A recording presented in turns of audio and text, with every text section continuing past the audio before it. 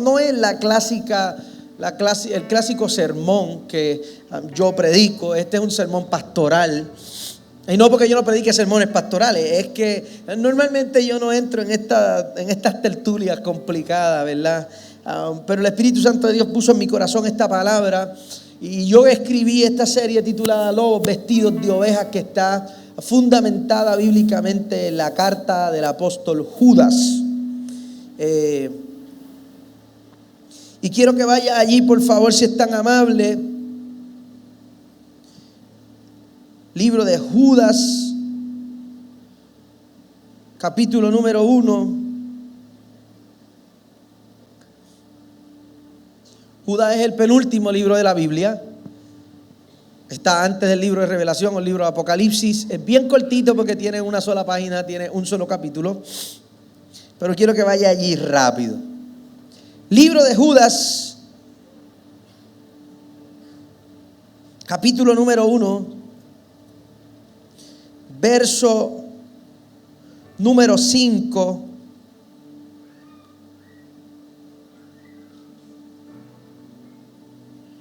Voy a leer hasta el verso número 8. Judas, capítulo número 1, verso número 5 al verso número 8. Está en las pantallas para los que no tienen Biblia, para que puedan leer con nosotros. Tengo una versión que tiene algunas palabras diferentes a esa, pero dice la palabra del Señor de la siguiente manera: a la gloria del Padre, del Hijo y del Espíritu Santo. Amén. Mas quiero recordarles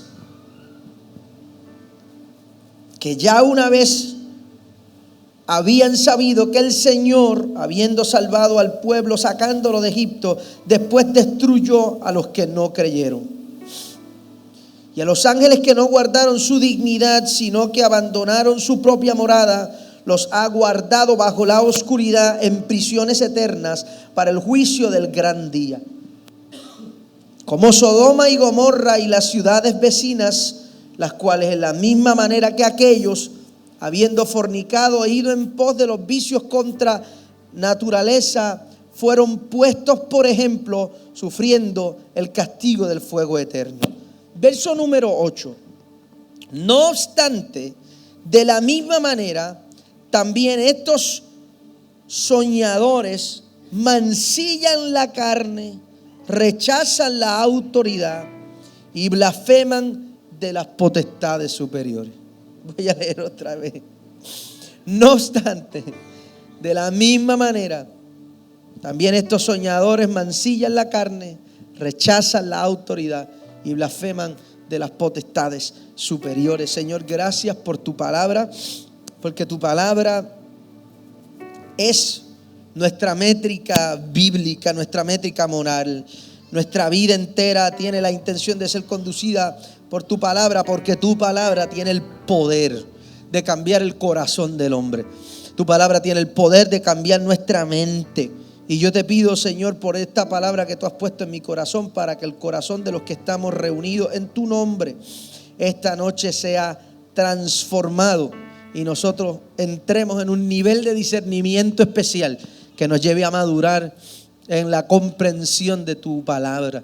En el nombre de Jesús yo me escondo detrás de ti para que mis palabras sean el eco de tu voz y el resultado de tus palabras en nuestro corazón traigan sanidad, traigan restauración y liberación por los méritos de Jesucristo. Y la iglesia dice amén.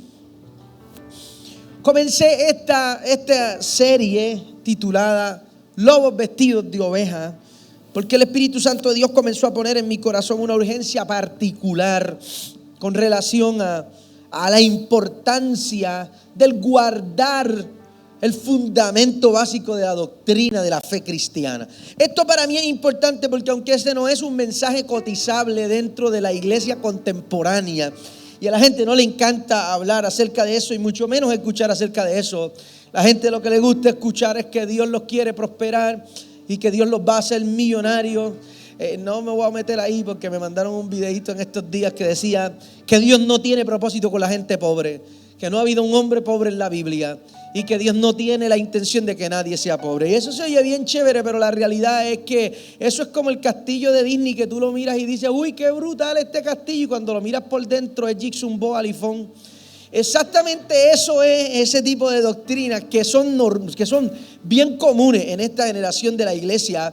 Y es bien común dentro de esta generación de la iglesia por varias razones. Número uno, porque la iglesia contemporánea se ha infectado con lo que los teólogos le llaman el American Gospel, el evangelio americano. Es esta idea distorsionada del evangelio que casi suena como que sí.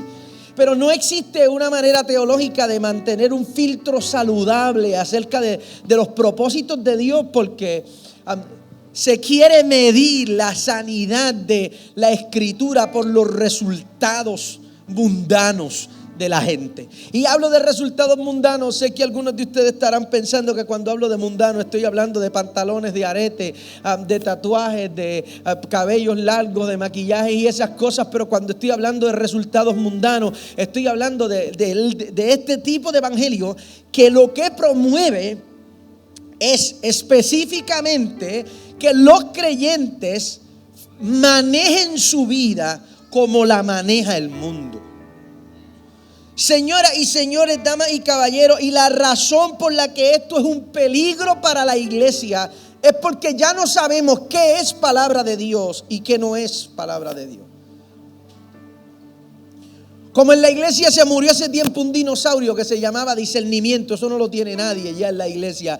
Se vuelve bien difícil tratar de encontrar la veracidad de las escrituras cuando el filtro de las escrituras se mide desde los resultados de las personas. Hace algún tiempo yo tuve una trifulca teológica bien interesante con un tema bien chévere que me persigue hasta el día de hoy, que es el tema de la paternidad espiritual. Y tuve una trifulca brutal y que eso creó un revuelo brutal en las redes sociales y yo recibí amenazas y recibí un montón de cosas, pero recuerdo haber hablado con una persona que me llamó mucho la atención, porque cuando me habla acerca de esto y me dice, no, Pedraza, yo me atreví a escribirte porque yo quiero contarte de mi experiencia. Chévere. Mi experiencia es diferente porque desde que yo comencé a entrar bajo las alas de papá y en la cobertura de papá, mi vida comenzó a prosperar. Okay. Define prosperidad. Pues yo no tenía trabajo y conseguí un trabajo y yo ganaba poco dinero y empecé a ganar mucho dinero. Ok. Y por eso yo sé que esto es verdad.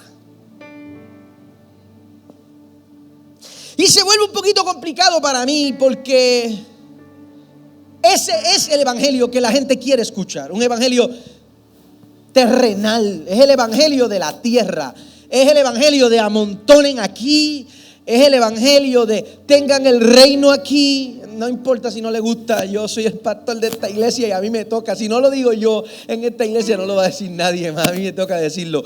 Y para mí es bien importante porque cuando Jesús habló acerca del evangelio, Jesús nunca redirigió la mirada de las personas a lo que tenían de frente. Jesucristo tomó la mirada de las personas y lo puso en las cosas de arriba, en esas cosas intangibles, esas cosas inmateriales, esas cosas que superan lo que se tiene el momento, porque dinero se tiene hoy y se pierde mañana, salud se tiene ahora y se pierde mañana, los carros se tienen ahora y mañana se tienen quiebra. Pero ¿qué se hace cuando el corazón está desesperanzado y cuando no hay fe en el alma? ¿Qué se hace cuando uno ha perdido la perspectiva acerca del futuro y uno no tiene el gozo de la salvación por dentro? Esas son las cosas que promueve el evangelio. Escúcheme, porque esto es importante. Judas está escribiendo esta carta, precisamente comienza esta carta del apóstol Judas, hermano carnal de Jesús. Este no es Judas Iscariote, este es otro Judas, que hermano carnal de Jesús, y que comienza escribiendo diciéndole, bueno, yo les iba a escribir esta carta para hablar acerca de las cosas que nosotros tenemos en común con relación a la salvación de nuestro Salvador, hablando acerca de Cristo,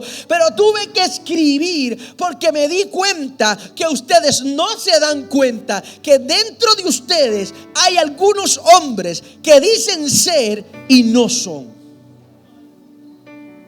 Ahora, esto es bien importante porque La manera en la que se crea ese filtro, la manera en la que se miden esos frutos, es a través de la predicación de las Sagradas Escrituras. El Evangelio, lo he dicho 100 veces, pero lo voy a decir hasta el día que yo me muera en esta iglesia. El Evangelio no es cualquier cosa que se predica desde un púlpito. El Evangelio es un compendio de temas específicos que hablan acerca de una idea específica. El Evangelio es la idea de que el hombre está depravado irreconciliablemente con Dios por causa del pecado. Número 1. Número 2, que el pecado había creado una separación inderrumbable entre Dios y el hombre. Número 3, que Dios tiene que tomar un papel protagónico en la historia. Y como el hombre no puede por sí mismo, Dios dice, ok, yo voy entonces a enviar a Jesús a morir por ellos. Número 4. Colosenses capítulo número 3, que ese Dios se hace ahora hombre, y a través de esa encarnación del Hijo de Dios, Jesucristo viene a la tierra como Dios y como hombre, sin pecado, para cargar el peso del pecado y darnos redención. Número 4, Jesús toma esa cruz siendo inocente y nos devuelve, nos da a nosotros su inocencia y toma nuestra culpa. Lleva todas nuestras enfermedades, todos nuestros dolores y nuestras aflicciones en la cruz del Calvario y derrama cada gota de su sangre para darnos redención. Número 5, Jesús muere, va al infierno, toma las llaves de la muerte, resucita en victoria y se sienta a la derecha del trono de Dios para darnos la promesa que como Él resucitó, nosotros también resucitaremos,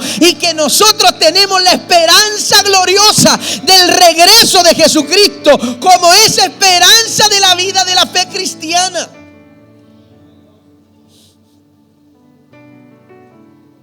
Ese es el Evangelio. Esa es la buena noticia. Que Dios ama tanto al hombre que Dios envió a Jesucristo a la cruz. Ese no es el mensaje de la Semana Mayor. Ese es el mensaje de la vida entera de la iglesia.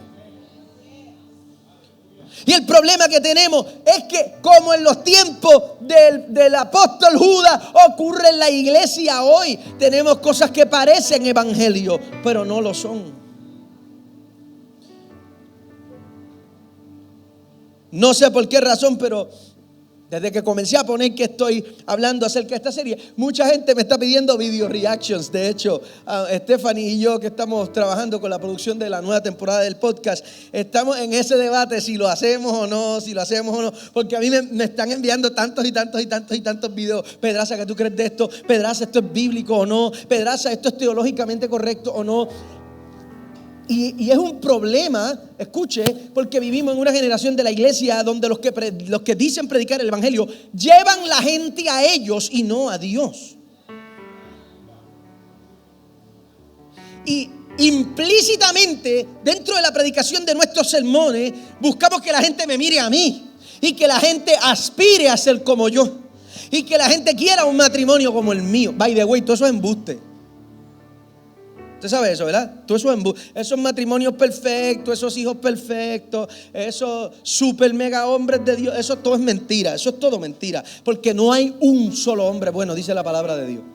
Ninguno de nosotros tiene perfección para resumir. Dice el apóstol Pablo, si ustedes quieren gloriarse, gloríense de Él. Porque no hay manera de que nosotros ninguno podamos presumir de perfección y de hipersantidad y de super espiritualidad, porque la única razón por la que nosotros hemos llegado aquí es por causa de los misterios de su gracia. Porque Dios se atrevió a tomar a alguien roto y sin propósito en la vida y comenzó a ponerle destino y darle palabra y hablarle del futuro. Y por eso es que yo no estoy aquí porque yo soy más espiritual. Yo no estoy aquí porque yo oro más que ninguno de ustedes. Yo no estoy aquí porque yo hablo más lengua que ninguno de ustedes. Yo estoy aquí porque yo fui redimido por la bendita, poderosa y santa sangre del Cordero. Y todos los días ese proceso de transformación en mi vida va haciendo que mi hombre interior vaya siendo más como Él. Y cuando hay más de Él, hay hay menos de mí. Y cuando hay más de Él, hay menos de mis actitudes. Y cuando me parezco a Él, hablo menos como yo. Y cuando me parezco a Él, pienso menos como yo. ¿Alguien entiende lo que yo estoy hablando? Y ese es el Evangelio. El Evangelio es el resultado de una muerte. No se puede nacer de nuevo si no se muere primero. Kuliki takati. Yo espero que ustedes estén ready para esto. El apóstol Juan comienza a hablar acerca de esto. Y me llama la atención porque Juan comienza a hacer una comparativa bien interesante. Y el apóstol Judas, perdón. Y si usted mira con cuidado los versos que yo tomé en consideración esta noche, usted se va a dar cuenta que la comparativa está haciendo una referencia específica a varias cosas. Número uno, a una verdad adquirida.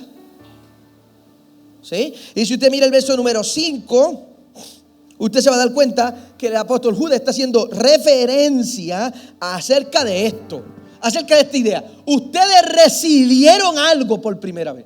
Señoras y señores, damas y caballeros, cuidar el rebaño de Dios, de los lobos vestidos de oveja, no es otra cosa que no sea cuidar lo que ya se nos entregó en las manos.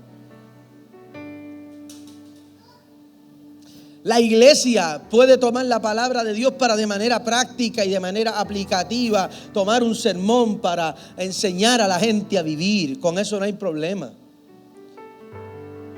La iglesia tiene las herramientas invaluables que cualquiera quisiera, que son los principios del reino de Dios. El problema es, señoras y señores, cuando se nos va de las manos y tomamos el riesgo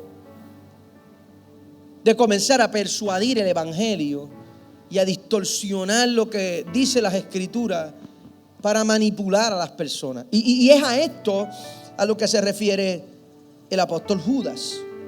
Si usted mira con cuidado a partir del verso número 6 hasta el verso número 8, que tomé en consideración hace unos minutos, él está haciendo una referencia específica. Y está diciendo: esta gente que son lobos vestidos de oveja, esta gente está en medio de ustedes, y como los de Sodoma y Gomorra, esta gente han distorsionado lo que se les fue entregado. Y da el ejemplo de Sodoma y Gomorra, y da el ejemplo del pueblo de Israel que distorsiona su fe, y después de haber sido libertados de la cautividad de Egipto empiezan a adorar dioses en el desierto. Y lo que está haciendo es una comparativa para probar la idea de este análisis de cuán veraz es el hecho de que generación tras generación, escuche esto por favor, el ser humano que no vive con su vida anclada en la sana doctrina de la palabra de Dios, siempre va a vivir con la tendencia, escuche, a distorsionar las escrituras, porque Satanás es un gran falsificador.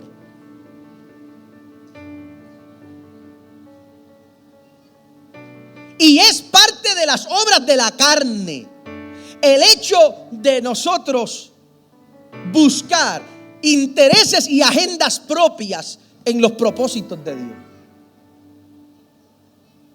¿No?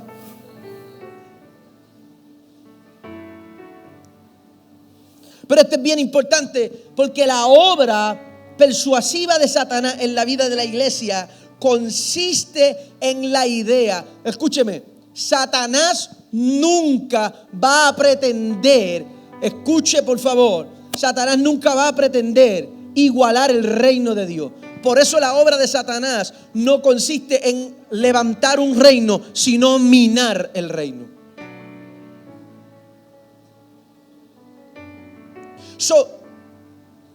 A través de todo el Nuevo Testamento, la referencia de los apóstoles, no de los apóstoles de Puerto Rico. Ahí me enteré de un amigo de Stephanie que va a ser apóstol también, y yo, bendito sea el Señor, pero ¿qué de malo tiene ser pastor en la iglesia? Todo el mundo es apóstol. Y yo hablando con Steph esta tarde, yo le decía, ¿tú sabes lo que es? Yo quisiera decir que yo respeto a todo el mundo, pero usted sabe cómo soy yo no respeto a todo el mundo. ¿Tú sabes lo que es que un individuo crea tener la osadía de compararse con Pedro, que lo crucifican de cabeza hasta que se desangra,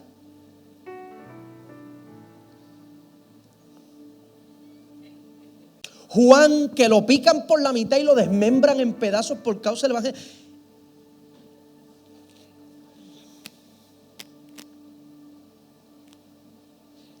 Señora y señor, yo sé que estos son temas bien complicados y bien controversiales en la iglesia. La iglesia tiene una misión apostólica. La iglesia tiene una misión apostólica. La misión apostólica de la iglesia es la gran comisión. Ir y predicar. Esa es la misión apostólica. ¿La iglesia es apostólica? Claro que es apostólica, porque la iglesia recibió la comisión de ir.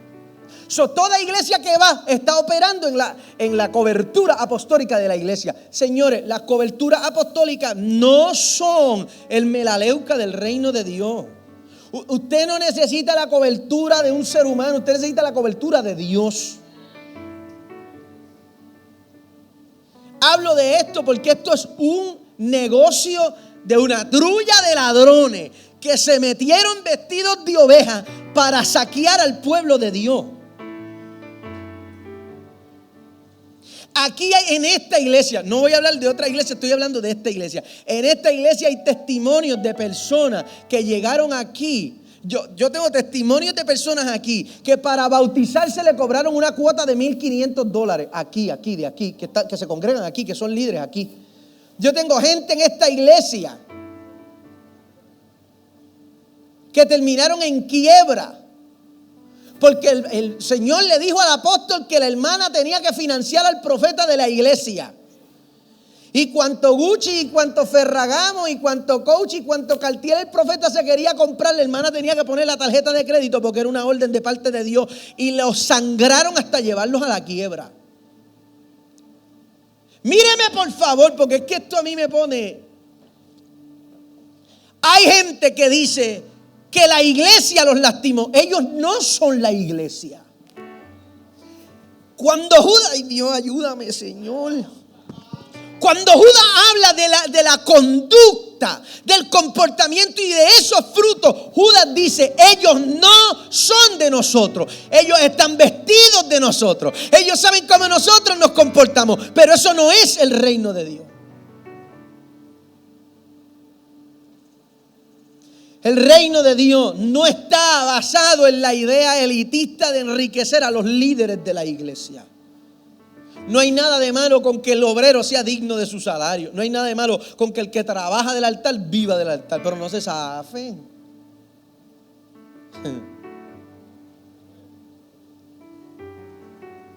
Y el problema, de hecho, tuve un amigo pastor que me dijo, no te metas ahí, Pedraza, tú siempre buscando problemas. Tú sabes que a ti te invitan a todos lados a predicar y que tú viajas un montón. Se te va a cerrar que se me cierre. Porque si el hombre me puede cerrar las puertas, pues no eran de Dios para mí. Pero alguien tiene que decirle a la gente que esas heridas que a ti te hicieron en el nombre del Señor, no te las hizo el Señor, porque Dios no estaba ahí. Y que Dios ha comenzado a rescatarte de lugares nocivos, de lugares tóxicos, para sanar tu corazón y acercarte a algo que es un poquito más parecido a lo que es el evangelio del reino de Dios. Eso no es. Yo estuve muchos años codeándome entre los profetas y los apóstoles de este país. Fueron mis amigos en algún momento. Obviamente no son mis amigos más porque el Señor se encontró conmigo. Y yo me di cuenta que es mentira. Yo me di cuenta que yo estaba en un espíritu de error. Y yo me di cuenta que yo tenía que ser libre de ese espíritu de error. Y aunque hoy no cumplo con la gabardina y no cumplo con la corbata, hoy soy más cristiano que hace 10 años atrás.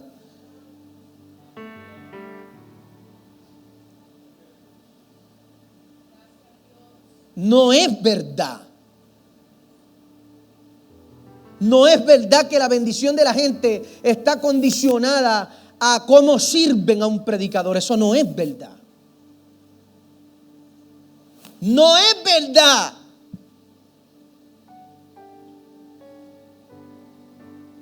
Que si tú le das a un predicador que tú admiras, Dios te va a dar a ti lo que tú le estás dando a él. No es verdad.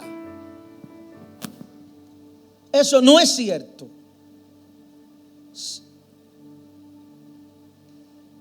Antes del encuentro, lo que estoy es botando el estrés. No es verdad que el reino de Dios es una casa de intercambio de dinero. Que tú le das a Dios 10 y Dios te da 20 de 10. Eso no es verdad. Que hay momentos en la vida donde tú das porque Dios te hace sentir que tú tienes que cubrir una necesidad y tú no lo vas a recoger ahora. Se acabaron los amenes aquí. Claro, porque todo el mundo quiere dar 1 de 10 y que el Señor te devuelva 5 de 10. Pero no es verdad. No es verdad que la bendición de Dios se ve en el carro que la gente maneja y en la casa donde la gente vive. La bendición de Dios se ve en la paz cuando uno está en medio de la tormenta. La bendición de Dios se ve en la calma cuando tú estás bajo presión. La bendición de Dios se ve cuando todo está temblando alrededor, porque todo tiembla alrededor y tú estás convencido que Dios está ahí. Ahí es donde se ve la bendición de Dios. La bendición de Dios no se ve en la Salvatore Ferragamo, que no es original, es de Chinatown, para que sepis. No se ve así. Pero vivimos en una generación de la iglesia que todo es apantallaje. Y la gente, ¿sabes por qué la gente siembra y no tiene cosecha? Porque no es verdad. Yo tuve a alguien aquí que me dijo: pastor, yo me senté a hacer las cuentas y en la iglesia de la iglesia donde yo vengo, en un solo año yo di más de $150,000 sin recibir nada a cambio. Y le dije: es que jamás ibas a recibir nada a cambio, porque eso no es verdad. Y yo lamento ser el tipo que te dice que lamentablemente perdiste tu dinero dejando que te manipularan para tú no tener cómo pagar la luz y el pastor andar en una G-Wagon. No es verdad.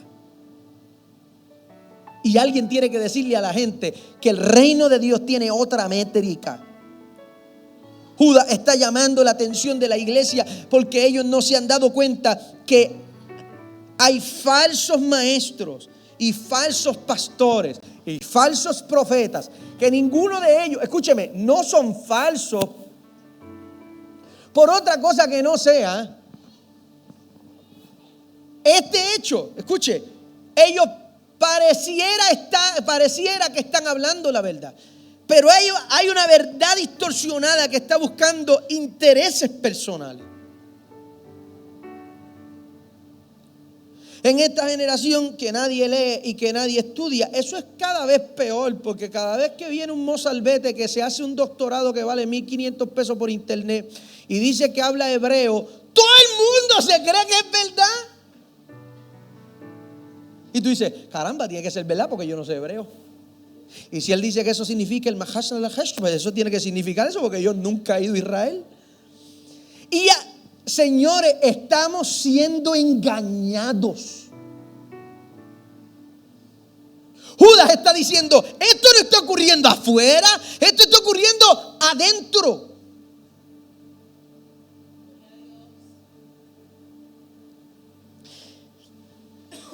Segunda de Pedro, capítulo número 2. Vaya rápido conmigo ahí.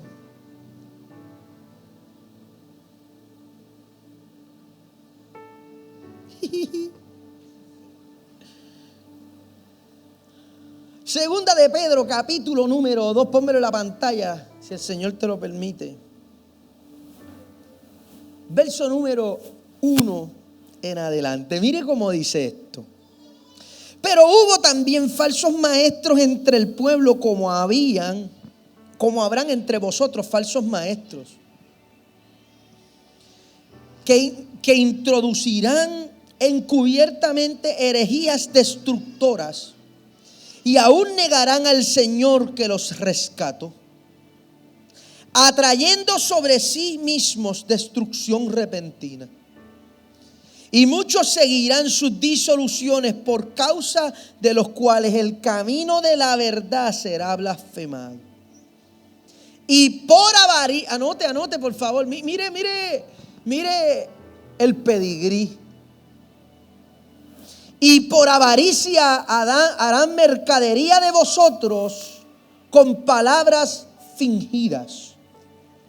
Sobre los tales, ya de largo tiempo la condenación no se tarda, y su perdición no se duerme. Porque si Dios no perdonó a los ángeles que pecaron, sino que los arrojó al infierno y los entregó a prisiones oscuras para ser reservados al juicio. Y si no perdonó al mundo antiguo, sino que guardó a Noé y pregonó justicia con otras 7 personas que trajeron el diluvio sobre el mundo de los impíos, y si condenó por destrucción a las ciudades de Sodoma y Gomorra. Nótelo por favor que aquí está haciendo una referencia directa a Judas capítulo número 1, ¿lo vio? Los versos que yo acabo de leer. Verso número 9. Sabe el Señor librar de tentación a los piedosos y reservar a los injustos para ser castigados en el día del juicio. Yo sé que a nadie le gusta que yo hable de esta cosa. Pero este es el problema de los lobos vestidos de oveja. No hablo de esto hoy desde el privilegio. Hago esto porque por causa de la ignorancia en algún momento era yo quien predicaba estas falsas doctrinas, pensando que estaba bien. Y no es hasta que yo empiezo a darme cuenta que hay algo que a mí no me cuadra internamente, hay algo que no encaja conmigo. Y comienzo a decir, caramba, ¿será totalmente verdad esto? Y comienzo a darme cuenta que hay problemas y hay una disonancia espiritual dentro de mi corazón, que yo entro en un proceso de arrepentimiento y yo empiezo a darme media vuelta en la dirección contraria.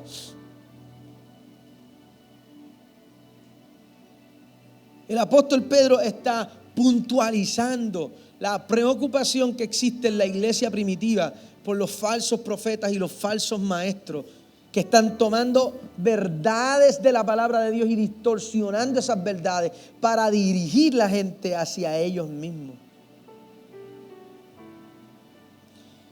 Esto es bien importante que usted entienda. La Biblia es clara cuando habla acerca del cuerpo de Cristo, y la Biblia dice que Satanás va a engañar a algunos si tiene la oportunidad. Porque aquellas personas que están siendo cimentadas en el fundamento sano de la Escritura tienen un buen discernimiento, porque el discernimiento es la habilidad espiritual que nosotros recibimos para poder diferenciar entre lo bueno y lo malo a nivel bíblico. Y eso no lo hace la intuición, eso lo hace la palabra de Dios. Yo conozco lugares que en algún momento fueron mis amigos, que nadie en la iglesia se podía casar hasta que el profeta no dijera que esa gente se tenían que casar. Yo conozco lugares y hay gente en esta iglesia que tiene testimonios terribles de abuso espiritual, de personas que inclusive le infundían temor a sus feligreses diciéndole: no hablen de mí porque Dios me lo muestra y yo los estoy mirando.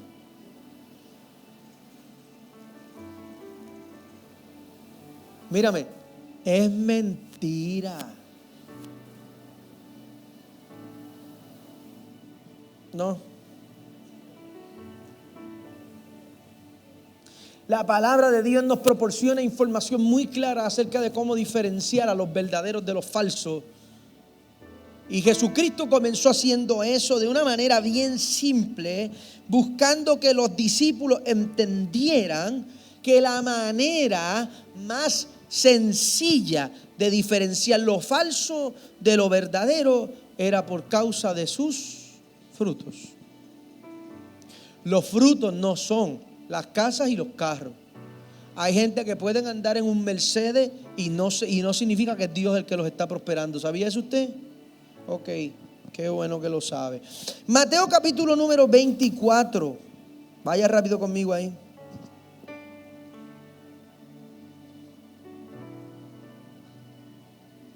Yo hablé de esto hace poco aquí, pero tengo que retomar esto.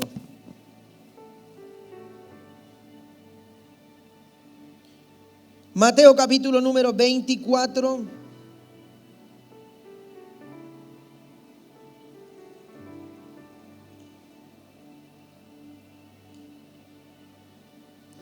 Verso número 3 en adelante.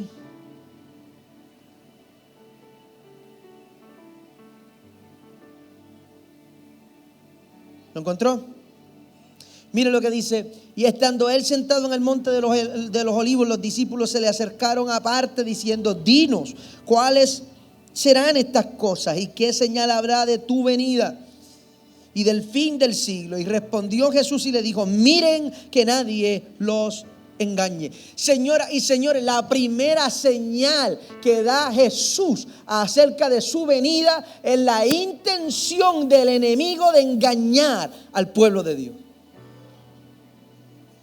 La primera señal de que Cristo viene no es ningún avivamiento. La primera señal de que Cristo regresa es que la iglesia está siendo persuadida hacia el engaño.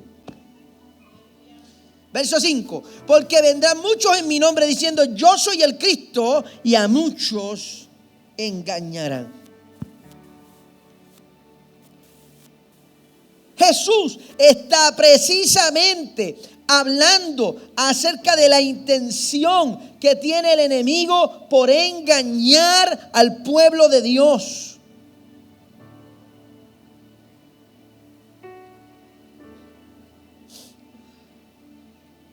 ¿Cuáles son esos engaños?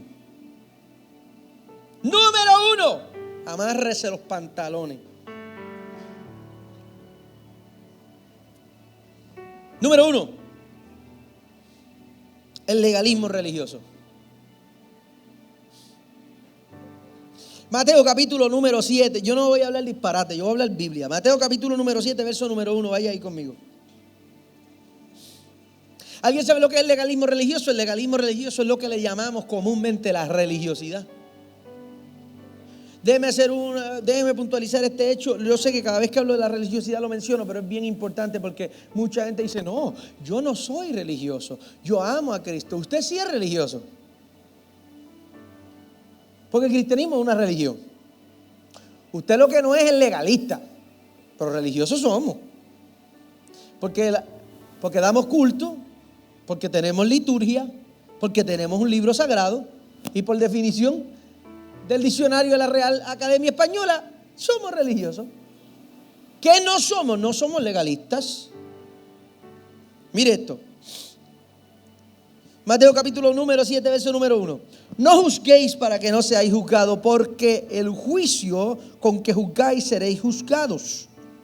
Y con la medida que midas, serás medido. ¿Por qué miras la paja que está en el ojo de tu hermano y no echas de ver la viga que está en tu ojo propio? ¿O cómo dirás a tu hermano: déjame sacar la paja de tu ojo y he aquí la viga en el ojo tuyo? Hipócrita. Saca primero la viga de tu propio ojo y entonces verás bien para sacar la paja del ojo de tu hermano. No deis lo santo a los perros, ni echéis vuestras perlas delante de los cerdos, no sea que las pisoteen y que se vuelvan y los despedacen.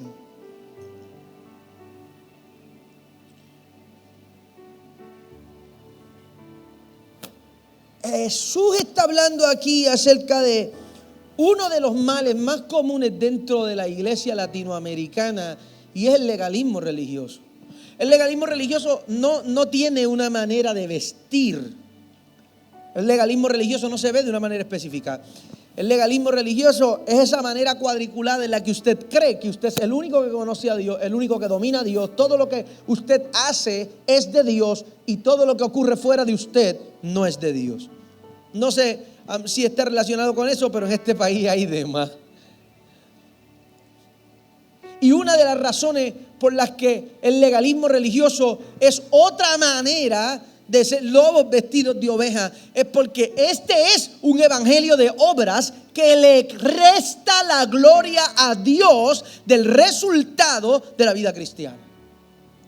Porque las personas consideran que ellos tienen la vida que tienen porque oran mucho. Hacen las cosas que hacen porque ayunan mucho. Eso es un evangelio de obra. Todo lo que nosotros podemos tener, todo lo que nosotros podemos alcanzar, todo lo que nos puede alcanzar es por causa de la gracia de Dios. No hay nada que el hombre pueda hacer por mérito propio para ganarse el beneficio de Dios. No existe. Número 2, porque el legalismo religioso infunde una idea de superioridad y una idea de privilegio. Y esos son frutos de la carne. Eso de, no, yo no, porque yo oro. Fulano, hay que ver si fulano ora. Señoras y señores, esa arrogancia religiosa, eso no es un fruto del Espíritu.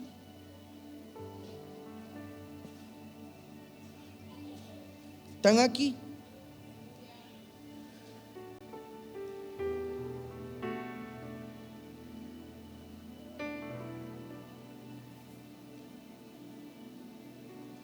Parece piedra, pero es maná, se lo prometo.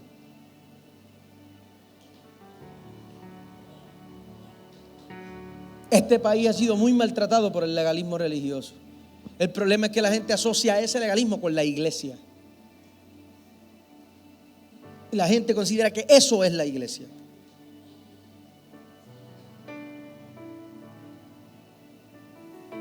Y lamentablemente la iglesia de Jesucristo no es eso. La iglesia de Jesucristo ama al caído y lo levanta. La iglesia de Jesucristo es un lugar de restauración. La iglesia de Jesucristo es un lugar de reflexión personal, donde tú estás consciente que tú tienes tus faltas y tú no estás mirando a nadie desde sus faltas, tú estás mirando a todos desde la gracia, de la misma gracia que te alcanzó a ti. Cuando la perspectiva y la enseñanza es diferente, ese no es el evangelio de Jesucristo. Y esos también son gente que parecen ovejas, pero no lo son. Ok, bye.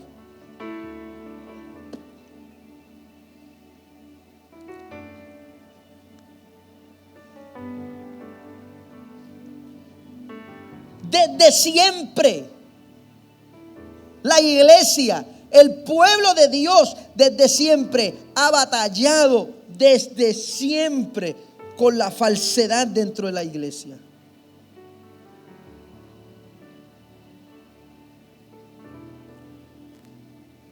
Libro de Jeremías, capítulo número 23.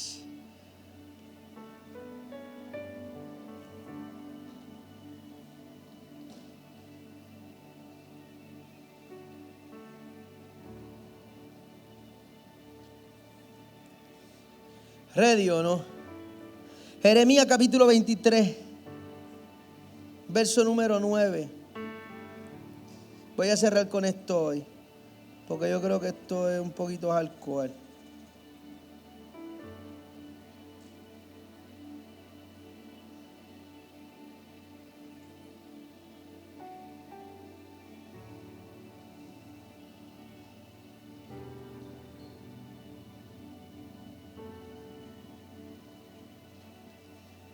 ¿Lo encontró? ¿Vio el título en negrilla? Mire lo que dice. Este es el profeta Jeremías denunciando, hablándole al pueblo acerca de que cuiden su corazón de los falsos profetas. Dice: a causa de los profetas mi corazón está quebrantado dentro de mí, todos mis huesos tiemblan. Estoy como un ebrio y con un hombre a quien dominó el vino delante de Jehová y delante de sus santas palabras, porque la tierra está llena de adúlteros a causa de la maldición de la tierra. Está desierta. Los pastizales del desierto se secaron. La carrera de ellos fue mala y su valentía no es recta. Señores, este es el resultado de la falsedad dentro de la iglesia. La falsedad dentro de la iglesia trae falta de frutos y falta de resultados. Y Jeremías está diciendo, este es el gran problema de los profetas, de los falsos profetas. No hay resultado, está seco todo. Usted quiere poder identificar lo falso de lo verdadero, mírelo. Lo único verde son ellos. Lo único próspero son ellos. Lo único estable son ellos. Todo todo lo demás y todos los demás están secos, se están muriendo, no tienen avance, no crecen en Dios, no tienen buenos frutos. Porque no están siendo alimentados con los pastos de Dios. Señoras y señores, los pastos de Dios alimentan al rebaño del Señor. La gente que es alimentada por el buen evangelio se sanan, se restauran, se libertan. Sus familias cambian, sus matrimonios cambian, todo alrededor de ellos cambia. Porque la palabra de Dios tiene la intención de hacerle bien al hombre. Verso número 11, Jeremías 23:11. Porque por tanto el profeta como el sacerdote son impíos. Aún en mi casa hay maldad, dice el Señor. Por tanto su camino será como resbaladeros en la oscuridad. Serán empujados y caerán en él. Porque yo traeré mal sobre ellos en el año de su castigo, dice Jehová. Los profetas de Samaria he visto desatinos. Profetizaban en nombre de Baal e hicieron errar a mi pueblo de Israel. No te puedo...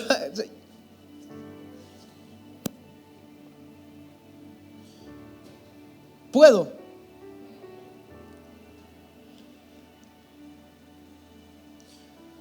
Dios no negocia con los falsos.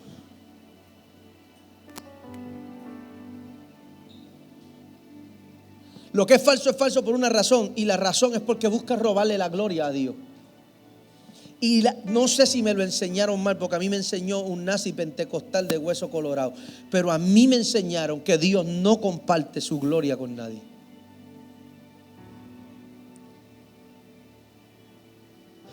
Por eso Dios siempre prefiere a un pecador arrepentido. Porque el pecador es honesto acerca de su condición y es honesto acerca de su necesidad de Dios. Ok, bye. Pero mire esto, porque Dios está hablando a través del profeta y comienza a puntualizar esta idea.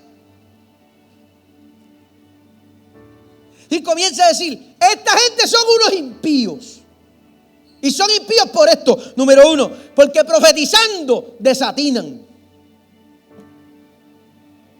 Ahora las escuelas de profetas le dicen a la gente, no, el profeta de Dios también se equivoca porque mira a Samuel y mira a aquel y mira al otro.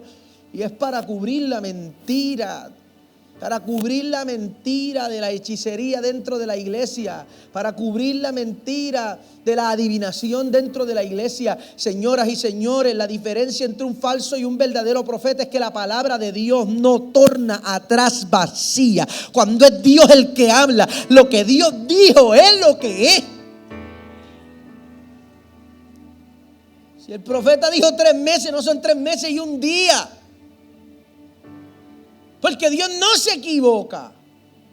Ay, Dios. Por causa de la profecía malintencionada, el pueblo de Dios erró en su andar. Porque claro, se dejaron llevar por lo que creían que era de Dios. Verso 14. Y los profetas de Jerusalén he visto que tropiezan cometiendo adulterio, andan en mentiras. Y fortalecen las manos de los malos, para que ninguno se convirtiese de su maldad.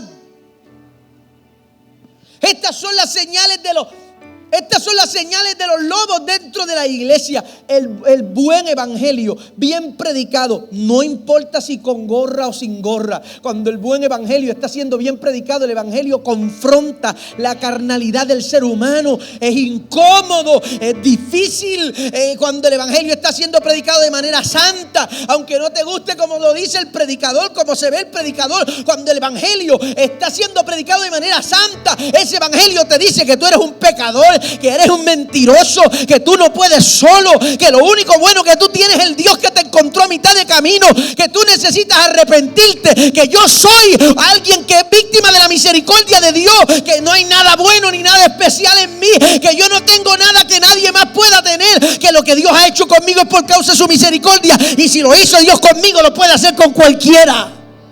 Ese es el buen evangelio bien predicado.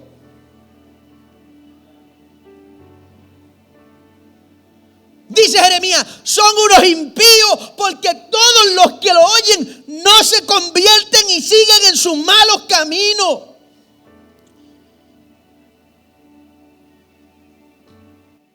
Bueno,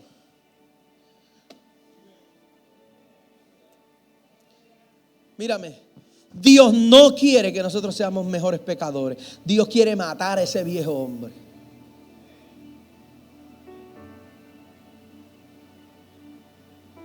Y eso es un proceso diario. Y es un proceso que nos va a durar toda la vida. Pero yo necesito que tú entiendas que el propósito de Dios es que tú te acerques tanto a Dios que te parezcas a su Hijo.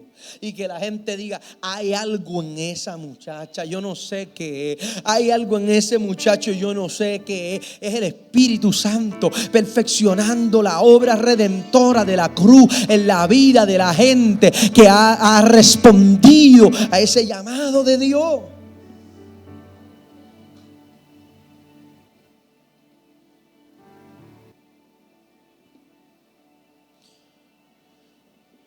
Voy a dejarlo aquí por hoy. Escuché uno de esos videos que yo digo, pero ¿por qué? ¿Por qué me envían eso a mí? No. El predicador decía, si lo puedes creer, lo puedes tener.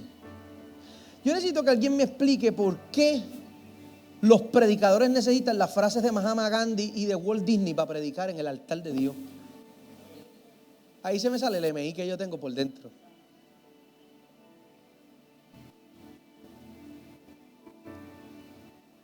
¿Sabe lo que necesita la predicación del evangelio en este país? La palabra de Dios. Tenemos demasiada filosofía, tenemos demasiada motivación. Queridos, queridas, esa no es la palabra de Dios. La palabra de Dios dice otra cosa. Escuché un predicador diciendo, como dijera Madre Teresa de Calcuta, ¿por qué no hablan de Cristo? Es la persona que menos se menciona en los sermones. Los creyentes saben más de las dimensiones y las ataduras. Los predicadores famosos de YouTube de lo que hablan es eso.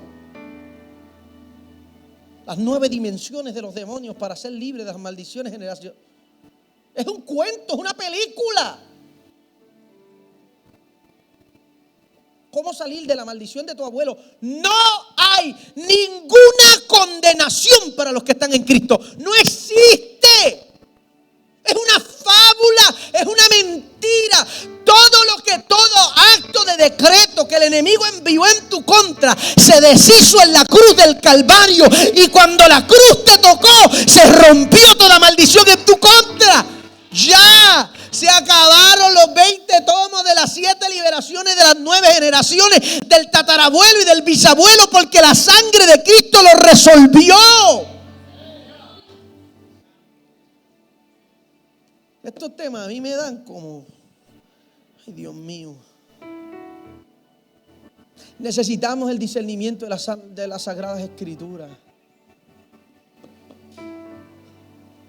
Sana doctrina tampoco son faldas arrastrando y moño. Eso no es sana doctrina.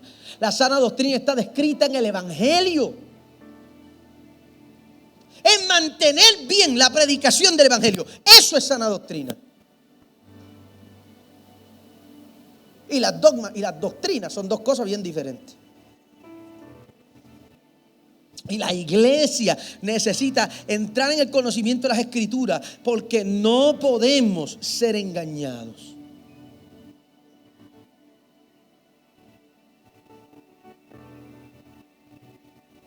Cierro. Dentro de esa dinámica que le estoy comentando, que en los pasados días me han estado enviando videos. Alguien me envió un video y creó como un chat en Instagram con la persona del video.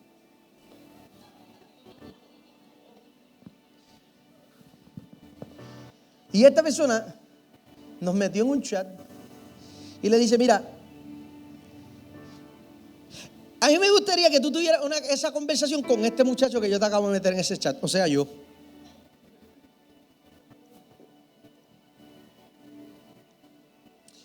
Y esta persona, Señor lo reprenda donde quiera que esté,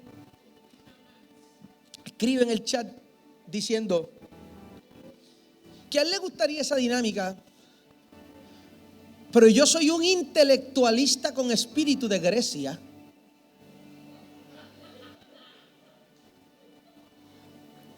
Y que el diseño que él tiene, palabrería, sanganería.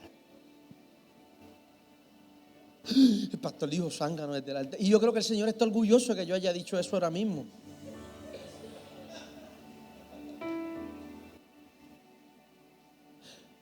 Yo te agradezco que tú quieras invitar, pero yo conozco el ministerio de Pedraza, y Pedraza es un intelectualista con espíritu de Grecia, un hombre con el que uno no se puede sentar a tener una conversación acerca de la revelación, porque todo lo de él es de libros.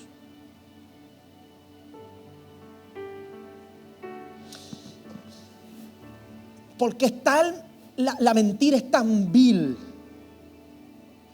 que han querido manipular a la gente haciéndoles pensar que está mal conocer y usar la palabra de Dios como una herramienta de defensa ante la predicación del evangelio. No hay revelaciones prestadas. No existen las nuevas revelaciones. A mí me va a bajar el azúcar y yo me voy a desmayar antes de yo terminar de predicar hoy. Es mentira.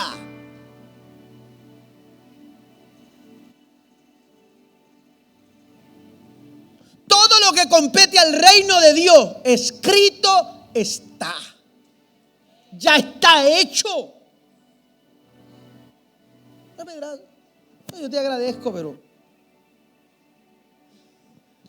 Y yo solamente respondí al mensaje diciéndole que si en algún momento a él le gustaría tener una conversación, que yo estoy dispuesto para hacerlo con la Biblia en la mano. Y me dijo, claro, como tú fuiste al seminario, pues ahora tú vas a querer usar eso para... Pero ¿y de cuándo acá está mal filtrar las enseñanzas por las escrituras? Es tan mentira, señores, que le han hecho pensar a la gente. Le han hecho pensar a la gente que está mal servir a Dios con la mente.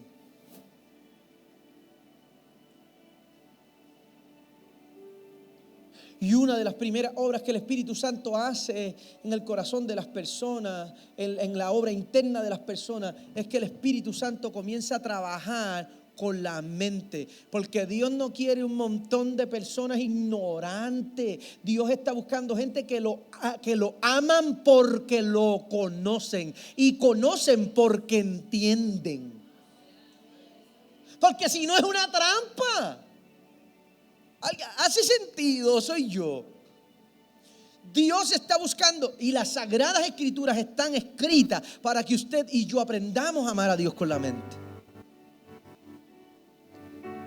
Yo hice de esta frase una frase recurrente en Mazatlán, y todo el mundo que toma clase conmigo, lo primero que yo escribo en la pizarra de la universidad es que nosotros queremos conocer a Dios para amarlo mejor. Y lo que revela a Dios no son los sueños y las visiones. Lo que revela a Dios es la palabra de Dios. Si usted tiene sueños y visiones, maravilloso, fantástico, espectacular. Pero eso tiene que ser filtrado por ese libro.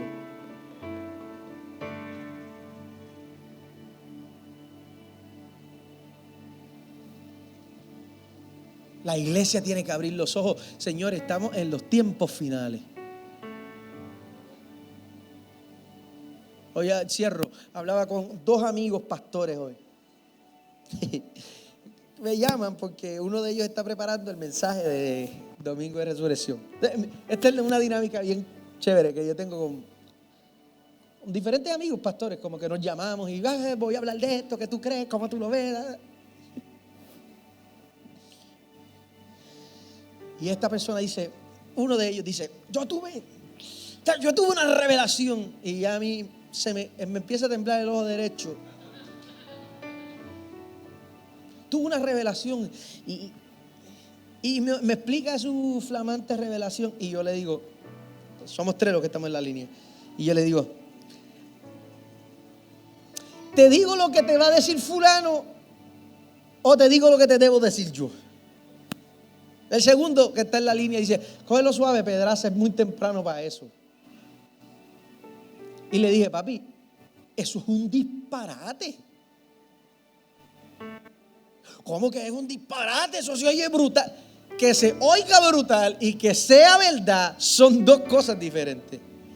Y ese planteamiento que tú acabas de hacer ahora mismo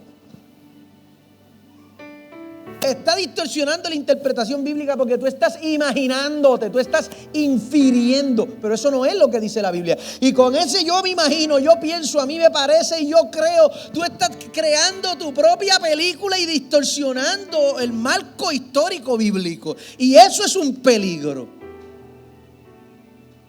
Chicos, tú sabes a lo que yo me refiero. Quizás yo lo sé, pero la gente que está sentada en tu iglesia no.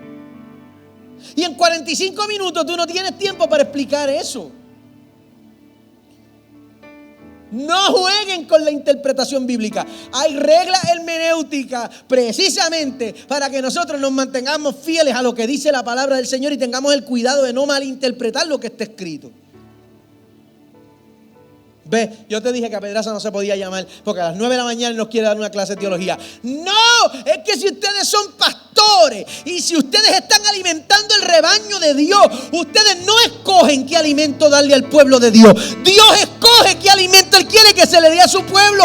Y por eso la iglesia tiene que despertar al discernimiento de las Escrituras, porque el mundo perece por falta del conocimiento de las Escrituras.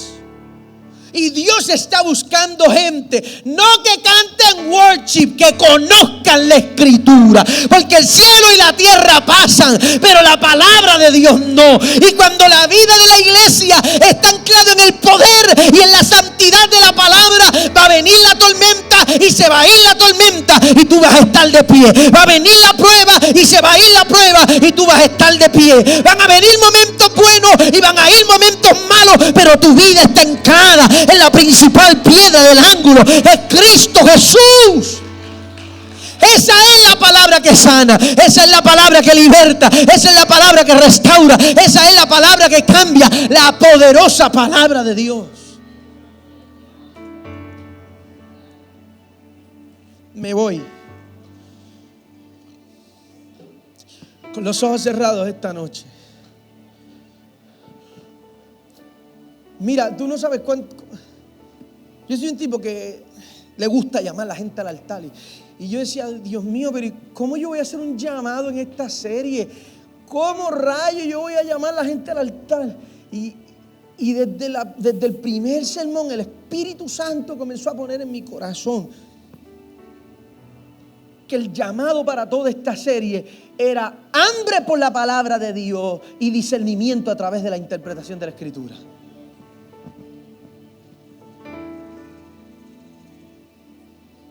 Mírame, mi vida cambió como cristiano y como predicador. Mi vida cambió cuando mi corazón empezó a arder por la Escritura. Yo cambié por completo. Yo tengo amigos que dicen, Pedraza, llegó un momento que tú le decías, vamos al cine, y Pedraza, no, yo tengo que estudiar. Hoy por hoy usted me llama, me escribe un sábado por la noche, o me escribe, me llama un sábado y un domingo en la mañana, y yo le digo al que me escribe, al que me llama, estoy estudiando, te llamo después. Porque esto no es un juego para mí. Porque por cada palabra que yo voy a proclamar desde ese altar, yo tengo que darle cuentas a Dios por la sanidad de esa Escritura. Más allá de si a la gente le gusta o no mi estilo, más allá de que si a la gente le gusta o no mi manera, si le gusta cómo me visto o no, eso es una tontería. Estamos hablando de lo que la gente se lleva cuando se va de aquí, de lo que la gente cree que le va a funcionar para los problemas de su vida. Mi vida cambió por completo. Yo comencé a decirle al Señor, Señor, pon en mí el querer como el hacer. Yo odio leer. Yo siempre odiaba leer. No es chévere, eso no es entretenido. Para las personas como yo, no. Yo empiezo a leer y yo, wow, mira una mosca así. Ahí me fui. Y tuve que empezar a crear hábitos y maneras de cómo yo concentrarme para poder. Alguien me preguntó hace poco, ¿cómo se ve tu tiempo devocional? Mi tiempo devocional se ve leyendo. Yo leo más que lo que oro. Porque a mí me interesa más conocerlo a Él. No es que no oro, pero si yo me pongo yo pongo menos worship y más libros encima de la mesa. Porque yo quiero que mi vida sea impactada por la verdad de Él y que mi vida devocional no redunde en lo que yo necesito de Dios. Yo quiero un carro, yo quiero que esto, yo quiero aquello, yo lo que quiero es conocerlo a Él, porque yo sé que si yo lo conozco más a Él, mi vida se va a resolver. Porque yo sé, si yo conozco los designios de Dios, mi vida va a cambiar. No hay forma de que alguien se exponga a la palabra de Dios y no cambie. No hay forma de que alguien se exponga a la palabra de Dios y no se sane. No hay forma de que alguien se exponga a la palabra de Dios y su entorno no sea transformado. Porque la palabra de Dios es espíritu. La palabra de Dios es vida. La palabra de Dios es medicina. Señores, si la gente entendiera que con la palabra de Dios fueron creados los cielos y la tierra, el poder que hay en esa palabra es el poder más grande sobre la faz de la tierra. Volvamos a la Escritura. Volvamos a la Escritura. Cierre los ojos ahí donde está. Ponga su mano en su corazón esta noche. No voy a abrir el altar hoy. Quiero que ahí donde usted está, usted comience a orar esta noche. Y ore por hambre de Dios. Por hambre por su palabra. Señor, yo quiero conocerte más. Señor, yo quiero conocerte mejor. Señor, yo quiero conocer tu propósito, tu designio. Yo quiero aprender de ti. Puede poner su mano en su corazón ahí donde está y levantar esa oración al Señor ahí.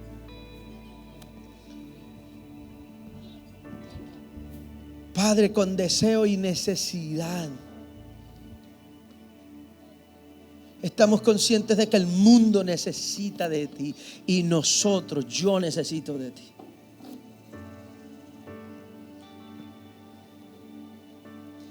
Si hemos sido vagos,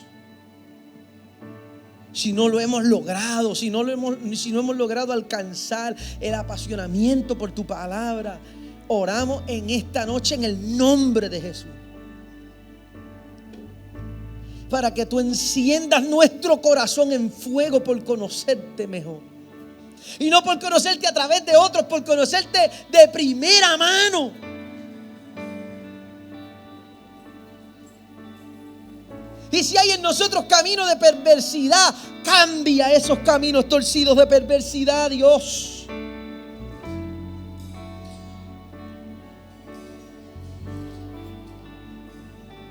En el nombre de Jesús yo oro, Padre, en esta hora por aquellos que realmente en su corazón tienen hambre, que tienen deseo de conocer tu palabra, pero hay situaciones motoras, situaciones psicoemocionales, situaciones mentales, situaciones de ansiedades, de estrés que no les permite anclar su vida en la palabra. Yo reprendo todo distractor ahora y reprendo todo aquello que pueda levantar el enemigo para robarnos tu palabra, y oro en el nombre de Jesús para que tú nos des la fuerza, para que nos des el hábito, para que por medio de tu Espíritu nos dé la capacidad de nosotros ir más profundo en ti a través del conocimiento de la Escritura.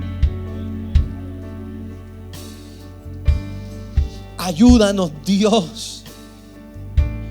Queremos conocerte porque no queremos que el mundo nos escuche, queremos que el mundo te vea en nosotros. No queremos que el mundo nos escuche, queremos que el mundo te vea actuando, te vea obrando, te vea cambiándonos a nosotros.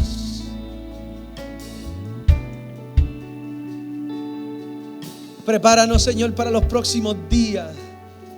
Oro por también los que van al retiro este fin de semana, para que este fin de semana haya un cambio de hábitos.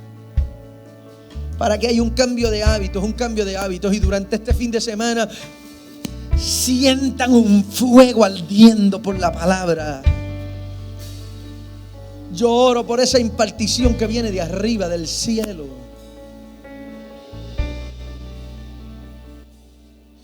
Yo oro para que tú aceleres tu palabra y nos ayudes a acercarnos más. Póngase de pie esta noche.